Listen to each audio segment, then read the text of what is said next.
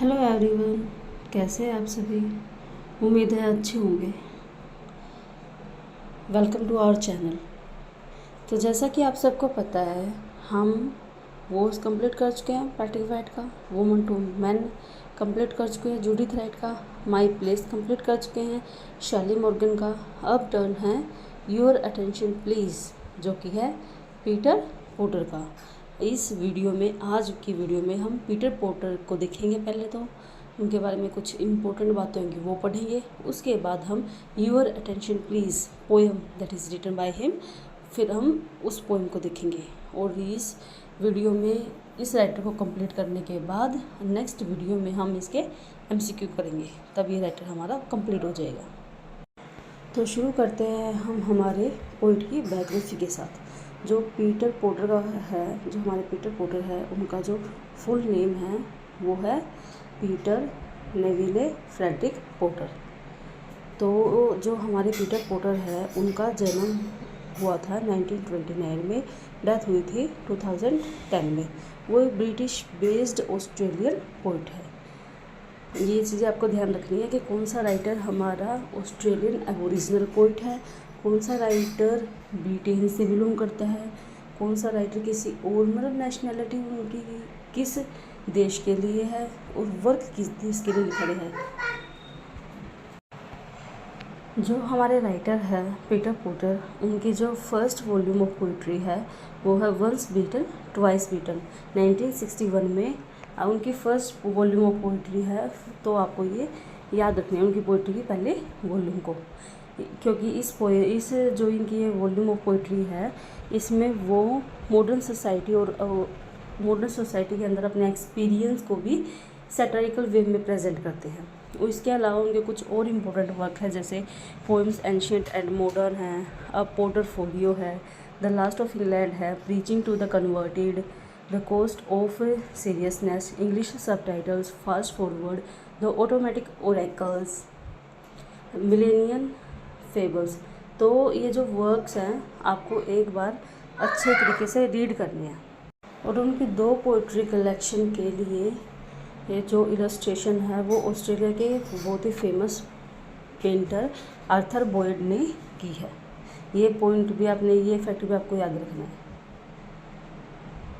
ये हमारी पोएम है, और जो उनकी पोएम है योर अटेंशन प्लीज़, ये 1960s की पोएम है, बहुत फेमस है और कोल्ड वॉर के टाइम पे ये लिखी गई है। ये एक डिटेच्ड पोएम है, और जो पब्लिक अनाउंसमेंट के बारे में है। इस पूरी पोएम में आप एक ब्रॉडकास्ट देखते हो, एक पब्लिक अनाउंसमेंट देखते हो न्यूक्लियर अटैक के बारे में। इसमें एमरजेंसी ब्रॉडकास्ट है, जो ब्रॉडकास्ट कर रहा है उसका अननेम्ड है, उसका पता नहीं है, बहुत ही काम टोन में है। ऑफिशियल वॉइस है, वो अनाउंस करती है कि इनके जो मेजर सिटीज़ है उन पर अभी नियर फ्यूचर में एक न्यूक्लियर अटैक हुआ है। बिल्कुल बहुत कुछ मिनट्स बाकी हैं न्यूक्लियर अटैक होने में, उनकी मेजर सिटी है मेन टारगेट में। तो उस टाइम पे सर्वाइवल जो इंस्ट्रक्शंस होती है उसके बारे में वो बताते हैं कि आपको शेल्टर फाइंड आउट करना चाहिए, आपके जो प्यारे डॉग्स हैं, कैट्स हैं, पैरट्स हैं, यानी कि पेट्स हैं, वो आपको छोड़ने हैं पीछे, या फिर और साथ में जो एल्डर्स हैं जो बेड से उठ नहीं सकते, जो हिलडुल नहीं सकते, वो भी आपको वैसे ही वहीं पे छोड़ने हैं, उनको भी आप साथ में लेके जा सकते। अपने शेल्टर को किस तरीके से सील करना है कि उस पर न्यूक्लियर अटैक के बाद जो हवा दूषित हो जाती है उसका अफेक्ट ना पड़े, और इवन अगर ज़रूरत पड़े तो आपको सुसाइडल कैप्सूल्स का भी यूज़ करना। वो ये सारी इंस्ट्रक्शंस वो अपने इस ब्रॉडकास्ट में देते हैं। जब ये अनाउंसमेंट ख़त्म होती है तो बहुत ही मतलब हॉलो सी रीअश्योरेंस के साथ ख़त्म होती है, क्योंकि ये पता, जो ब्रॉडकास्ट कर रहा है उसको भी पता है कि न्यूक्लियर अटैक के बाद वो सिटीज़ बिल्कुल ख़त्म हो जाएंगी। उसके बावजूद भी वो लोगों को इस तरीके से इतने कामली बता रहा होता है कि आपको ये करना है, आपको वो करना है, आपको बच्चों को अगर ज़रूरत महसूस हो तो आपको बच्चों को सुसाइडल पिल्स भी देनी है, आपको अपने एल्डर्स को पीछे छोड़ देना है, उनको आप साथ में लेके जा सकते हैं, आपको शेल्टर के अंदर रहना है। इस तरीके से बताता है जैसे कि वो सच में बच जाएंगे। पता उनको भी है कि सर्वाइवल अटैक से कोई बच नहीं सकता। फिर भी वो पब्लिक को इस तरीके से सर्वाइवल इंस्ट्रक्शन देते हैं कि जैसे लोग सच में बच जाएंगे। उनको इतने अश्योर करते हैं कि आपको ये करना है, आपको वैसे करना है, आपको शेल्टर ढूंढना है, शेल्टर अच्छी तरीके से लॉक करना है, बच्चों के साथ कैसा करना है, बड़ों के साथ कैसा करना है, पेट्स के साथ कैसा करना है। तो ये हमारा पूरा इस पोइम का सार है। इसको आप समरी भी बोल सकते हो, इसको आप ये भी बोल सकते हो कि सार पूरी पोइम का। इसमें कुछ थीम्स यूज़ कर रखे हैं, जैसे ब्यूरोक्रेटिक फेलियर, यानी कि सरकार है जो एब्सर्ड जैसी सिचुएशन आ गई है। इस सिचुएशन को उनको पता है कि वो डील नहीं कर सकते, फिर वो ऐसे प्रेजेंट करते हैं कि जैसे वो डील कर लेंगे, वो बच जाएंगे, वो खुद भी बच जाएंगे और बाकी सबको भी बचा देंगे। वो इतनी काम टोन के साथ इतनी हैवी सिचुएशन को डील करने की कोशिश करते हैं। वही इस पोएम की थीम है। इसमें आयरनी भी दिखा रखी है और हिपोक्रेसी भी दिखा रखी है। वो कैसे? आयरनी इस तरीके से, क्योंकि ये बहुत ही खतरनाक सिचुएशन है, एपोकलिप्टिक सिचुएशन है। उस सिचुएशन में भी जो ब्रॉडकास्ट करने वाले की जो अनाउंसमेंट करने वाले की टोन है वो बहुत ही काम है।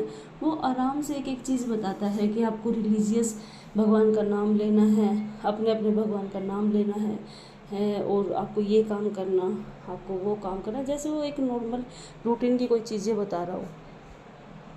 भगवान में विश्वास करने के लिए भी बोल रहा है और जबकि बच्चों को सुसाइडल पिल्स देने के लिए बात कर रहा है। इस तरीके से इसमें आयरनी और हिपोक्रेसी यूज़ कर रखी है। डिह्यूमनाइजेशन है इसमें, मतलब बहुत सारी ऐसी चीज़ें हैं जो कि ह्यूमैनिटी के परे है, जैसे एल्डर्स को छोड़ना। कोई भी अपने बड़ों को ऐसे नहीं छोड़ सकता कि जो चल फिर ना सकते हो, उनको ऐसे ही बेड पर मरने के लिए कौन छोड़ेगा।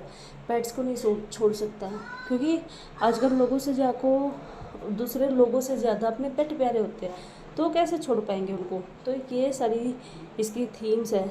अब हमने अभी तो किया है इस पूरी पोएम के बारे में, अभी तो हमने ओवरव्यू लिया है। इसके बाद हम इस पोएम को डीपली करेंगे, यानी कि लाइन टू लाइन, एक एक लाइन टू लाइन हम इसकी एक्सप्लेनेशन करेंगे, ताकि हमें ये पोएम अच्छे तरीके से समझ में आ जाए। और ओपनिंग और लास्ट लाइन भी हमें याद करनी है, क्योंकि ओपनिंग और लास्ट लाइन आ जाती है। तो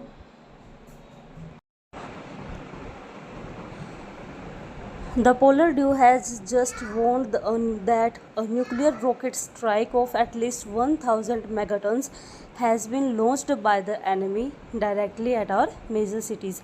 हमने इसको छोटे छोटे पार्ट्स में डिवाइड किया ताकि हम अच्छे तरीके से इसको समझ सके।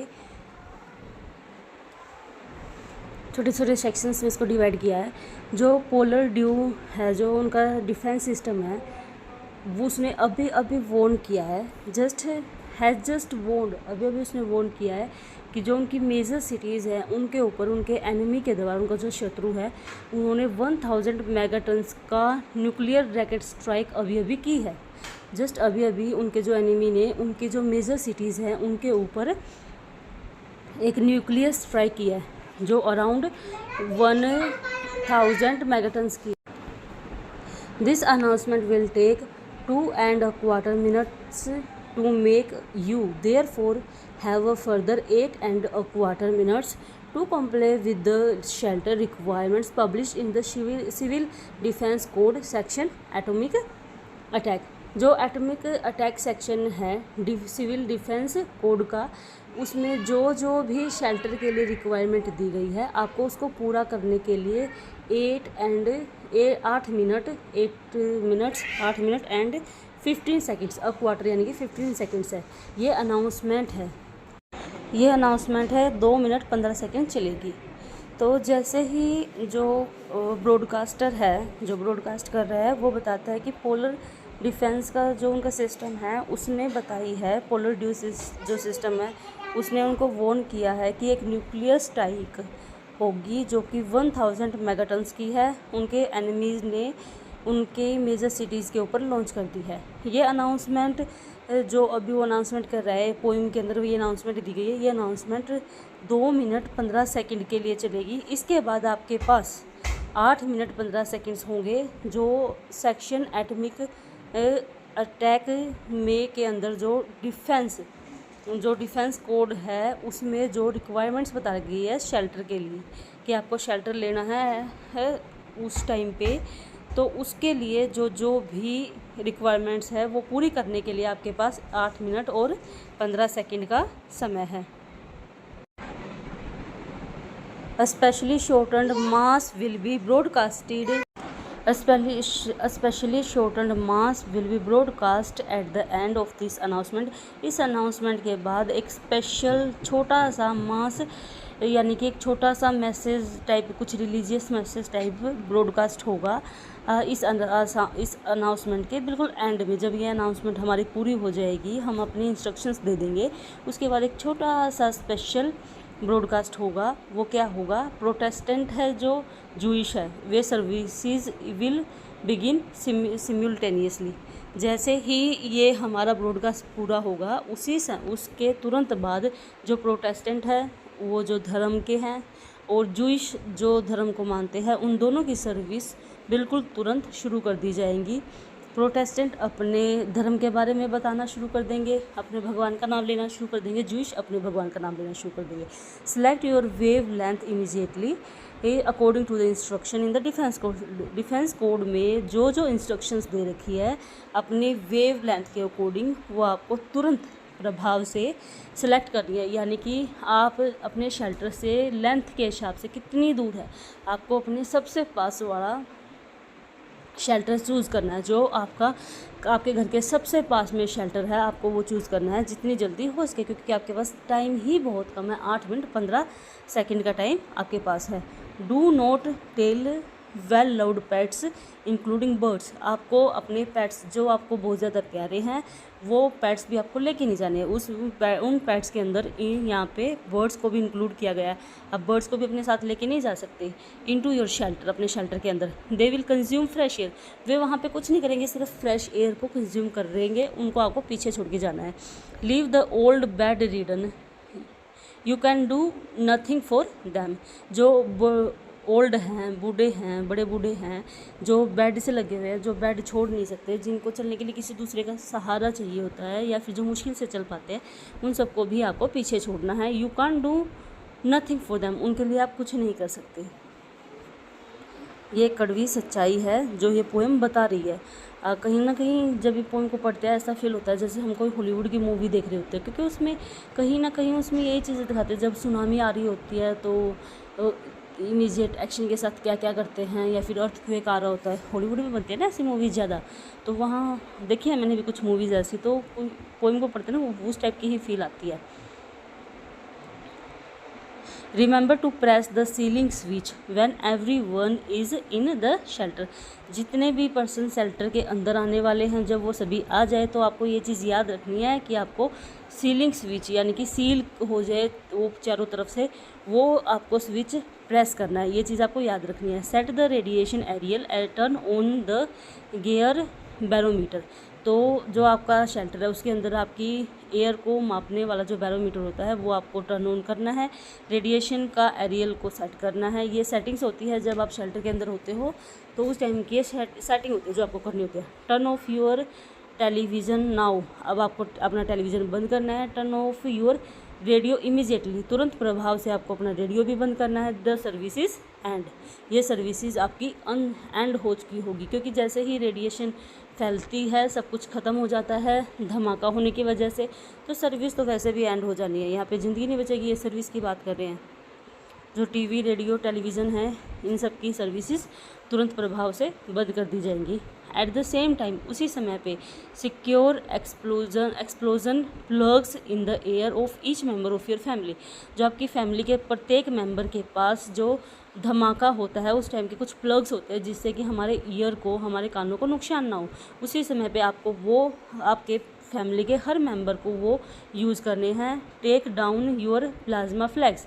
आपको अपने ब्लड का ध्यान रखना है। Give your children the pills marked 1 and 2 in the CD green container, then put them to bed। जो पिल्स होती हैं, पिल्स हैं ग्रीन कंटेनर में है, ध्यान दीजिए ग्रीन कंटेनर है, उसके ऊपर CD लिखा हुआ है।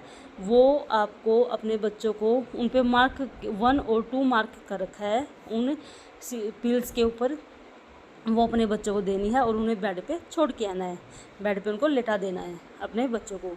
एक तरह से सुसाइडल प्लान के बारे में बता रहे हैं कि आपको ऐसे ऐसे करना, कि बिल्कुल काम टोन में बता रहे हैं कि आपको ऐसे ऐसे उनको छोड़ना है, ऐसे ऐसे आपको उनको छोड़ना है, ऐसे ऐसे आपको इनको ये सुसाइडल पिल्स दे देनी है। Do not break the inside airlocks seals until the radiation all clear shows. आपको जो एयरलॉक्स हैं वो एयरलॉक सील्स हैं, जो सील लगी हुई है, एयरलॉक जो बाहर की हवा को लॉक करती है वो सील लगी हुई है अंदर की तरफ, उनको आपको खोलना नहीं है, तोड़ने का मतलब है खोलनी नहीं है जब तक कि रेडिएशन पूरी तरह से ऑल क्लियर ना हो जाए, बिल्कुल ख़त्म ना हो जाए। है watch for the cuckoo on your perspex panel. जो आपका परपेक्स पैनल है उसके ऊपर जो कुकू है आप उसको देख सकते हैं तब तक अपना टाइम पास करने के लिए। और your district touring doctor rings your bell. या तो आपको जब तक रेडिएशन सारी ख़त्म ना हो जाए तब तक आपको उनको लो करके रखना है, या फिर जो आपका डॉक्टर है, टूरिंग डॉक्टर होता है, एक तो वो डॉक्टर होता है जो वो हर समय क्लिनिक में रहता है, एक वो डॉक्टर होता है जो एक जगह से दूसरी जगह पे घूमता रहता है अब मरीज़ को देखने के लिए। तो धमाके के बाद जो गवर्नमेंट है वो ऐसे डॉक्टर्स को भेजेगी जो ये चीज़ देखेगा कि कौन जिंदा है, कौन मर चुका है, कौन घायल है, उनको संभालने के लिए। जब तक वो टूरिंग डॉक्टर है वो आके आपके दरवाजे की घंटी ना बजाए तब तक आपको अपने जो एयर लॉक सील्स है अंदर से वो बंद रखनी है, उनको खोलना नहीं है। If before this your air becomes exhausted और if any of your family is critically injured. आपको ऐसा नहीं करना है, यानी कि वो एयर लॉक आपको नहीं खोलनी है यदि आपकी हवा है बहुत ज़्यादा एग्जॉस्टेड हो जाए, यानी कि ऑक्सीजन ख़त्म होने के कगार पे हो, ऑक्सीजन कम रह जाए, ऑक्सीजन यानी कि फैमिली की बहुत कम हो, उस शेल्टर के अंदर कम रह जाए, या फिर आपकी फैमिली में कोई क्रिटिकली इंजर्ड हो जाए, किसी को चोट लग जाए, क्योंकि चोट लग जाएगी उस सिचुएशन में डॉक्टर तो है नहीं अंदर, तो वो कैसे अपना ध्यान रख पाएंगे। एडमिनिस्टर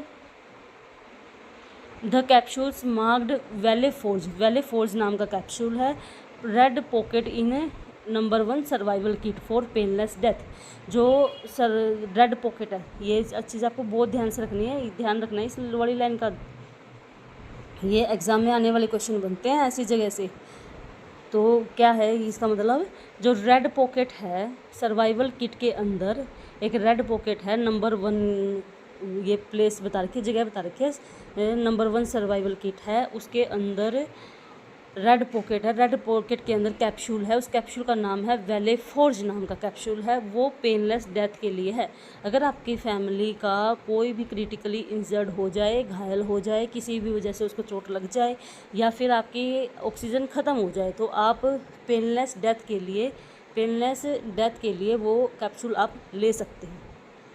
ये देखिए कितनी खतरनाक चीज़ें ये लोग बता रहे हैं। Catholics will have instructed by their priest do what to do in this eventually. जो कैथोलिक्स हैं उनको उनके प्रीस्ट ने पहले ही बता दिया है कि इस सिचुएशन में उनको क्या क्या बताना है, क्या क्या करना है, उन्हें पहले ये चीज़ इंस्ट्रक्ट की जा चुकी है। This announcement is ending. हमारी जो ये अनाउंसमेंट है वो ख़त्म हो चुकी है, यानी कि जो सर्वाइवल इंस्ट्रक्शंस है वो दे चुके हैं सारी। Our president has already given orders for massive retaliation, यानी कि ये बहुत बड़े स्तर पर बदला लेने के लिए हमारे जो प्राइम मिनिस्टर है उन्होंने ऑर्डर दे दिया है। वो ऑलरेडी ये ऑर्डर दे चुके हैं बहुत बड़े लेवल पे बदला लेने के लिए, कि हमारे एनिमी हमारे साथ ऐसे कैसे कर सकते हैं कि उन्होंने हमारे साथ इतना बड़ा न्यूक्लियर अटैक करने की हम कोशिश की है, हमारे शहरों को बर्बाद करने की कोशिश की है। तो इसके लिए हमने भी रिवर्स में एक्शन ले लिया है। ये इट विल बी डिसीजिव। ये डिसीजन पहले ही लिया जा चुका है। सम ऑफ अस मे डाई, हम में से कुछ मर भी सकते हैं। Remember statistically it is not likely to be you. तो लेकिन याद रहे यही नहीं है कि ये आप ही हो सकते हो, ये कोई और हो सकता है। मतलब ये तो निश्चित है कि हम में से कोई ना कोई मरेगा, कुछ हम में से मरेंगे, लेकिन ये कंफर्म नहीं है कि ये आप ही हो सकते हो, कोई और भी हो सकता है। ये ज़रूरी नहीं कि वो आप ही मरने वालों में से होंगे, कोई और हो सकता है। All flags are flying full dressed on the government buildings. हमारी जो गवर्नमेंट की बिल्डिंग्स है, उनके ऊपर जो हमारे फ्लैग है वो बहुत अच्छे तरीके से लहलहा रहे हैं। The sun is shining, sun shine कर रहा है, धूप चमक रही है। Death is the last we have to fear, ये लाइन हमें ध्यान रखनी है, ये लाइन कोर्ट्स में आ सकती है, बहुत अच्छी लाइन है।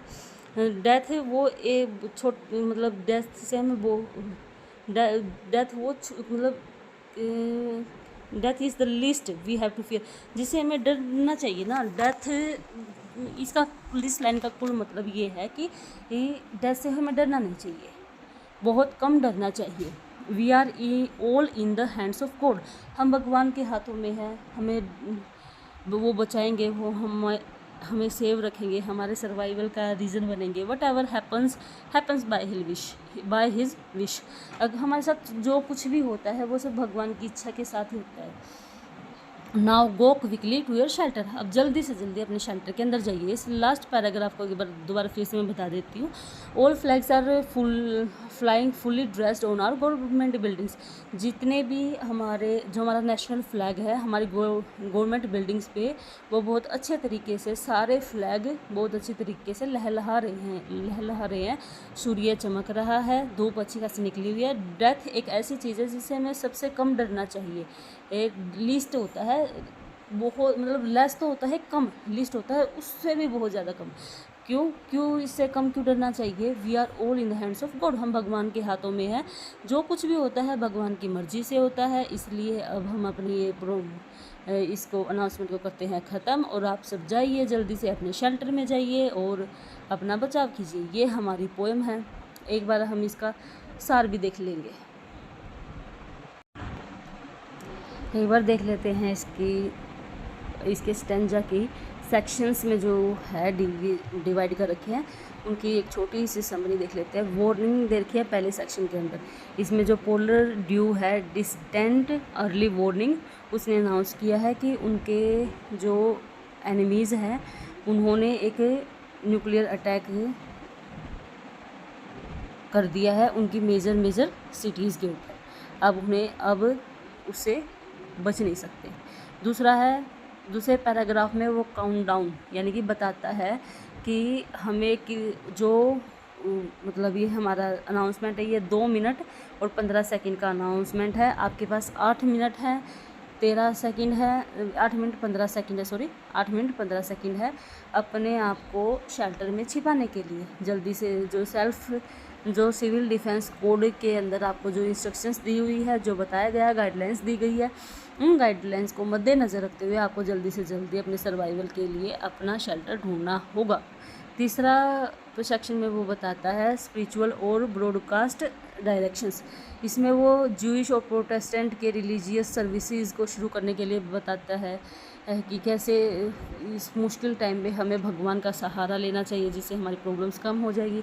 दूसरे में बताता है कि हमें किस किस को पीछे छोड़ना है। अगले सेक्शन नंबर 4 में बताता है कि रूल्स बताता है अबेंडेंट के, हमें किस किस को ताकि हमें छोड़ना है, पेट्स को छोड़ना है, एल्डर्स को छोड़ना है, ताकि कम से कम मात्रा में ऑक्सीजन ख़त्म हो, ज़्यादा से ज़्यादा बच सके हेल्दी लोगों के लिए। नेक्स्ट सेक्शन में बताता है शेल्टर के प्रोटोकॉल और उसके इक्विपमेंट्स के बारे में, कि हमें बैरोमीटर है उसको टर्न ऑन करना है, रेडिएशन एरियल को टर्न ऑन करना है, जो सीलिंग स्विच है उसको काफ़ी अच्छे तरीके से बंद करना है, स्विच करना है, और बच्चों को जो भी सीडेटिव्स देने हैं उसके बारे में बताता है, और जो कानों में प्लग करने होंगे जो शोर से बचाने के लिए, तो उसके बारे में बताता है। अगले सेक्शन में बताते हैं ये पोस्ट अटैक आइसोलेशन के बारे में बताते हैं, अटैक के बाद क्या होगा। तो अटैक के बाद कुकू अपीयर होगा, रोबोटिक कुकू अपीयर होगा, उससे आप अपना टाइम पास कर सकते हैं। डॉक्टर आएगा आपके दरवाजे पे, या फिर अगर ऑक्सीजन ख़त्म हो गई है, आपको चोट लग गई है, तो आप वेलिफोर्ज ले सकते हैं। तो उन सारी चीज़ों के बारे में, सुसाइड के बारे में, उन सब के बारे में बताते हैं। नेक्स्ट सेक्शन में बताते हैं the after math and the final decimal. जो ये सबसे लास्ट पैराग्राफ है उसमें वो बताता है कि हम में से कुछ सम ऑफ अस में डाई, हम में से कुछ मर जाएंगे, ऐसा भी होगा, लेकिन वो आप ही हो ये तो ज़रूरी नहीं है। सन इज़ शाइनिंग, मतलब कितनी कामली वो बता रहा है, सन इज़ शाइनिंग। इस सिचुएशन में भी उसको ये दिख रहा है कि सन शाइन कर रहा है। ये पुल लाइन आपको ध्यान रखनी है। The death is the last least we have to fear और some of us may die, ये दोनों लाइन्स आपको ध्यान रखिए। पोस्ट एपोकैलिप्टिक की सिचुएशन के बारे में ये बता रहा है कि डेथ से भी ज़्यादा ख़तरनाक सिचुएशन होगी उस टाइम के बारे में ये बताता है। तो और इसके बाद ये अपने इस सारे सिचुएशन को बताने के बाद ये अपने इसको ब्रॉडकास्ट को यहीं पे ख़त्म कर देते हैं। तो ये थी हमारी पोएम। इस पोएम के अंदर हमने जो मेन चीज़ें देखी हैं, जो दवाई CD नाम के ग्रीन कंटेनर के अंदर जो दवाइयाँ थी उनको ध्यान रखना है, और जो हमने पिल्स इन्होंने बताई है पेनलेस डेथ के लिए उसको ध्यान रखना है। हमें पीछे किस किस को छोड़ना है, उन सब चीज़ों को आपको बहुत ध्यान से रखना है। हमें किसने वार्निंग दी है, पोलर ड्यू ने दी है। तो इन सब चीज़ों के बारे में ये बहुत सारी चीज़ें ऐसी हैं जो आपके MCQ में बन के आ सकती है। तो इस चीज़ का आपको ध्यान रखना है बहुत ज़्यादा। तो आपको ये पोएम 1-2 बार और पढ़नी पड़ेगी। वैसे तो ये पोएम बहुत इजी है, ऐसी कोई बात नहीं है, लेकिन कुछ फैक्ट्स हैं पिल्स को लेकर, तो उनका आपको थोड़ा सा ध्यान रखना है। बाकी नेक्स्ट वीडियो में हम सारी MCQ वगैरह कवर करके सब कुछ कवर करा देंगे, टेंशन लेने की ज़रूरत नहीं। बस आपने नोट्स बनाइए, उनको बार बार रिवाइज़ कीजिए, बस इतना करना आपको।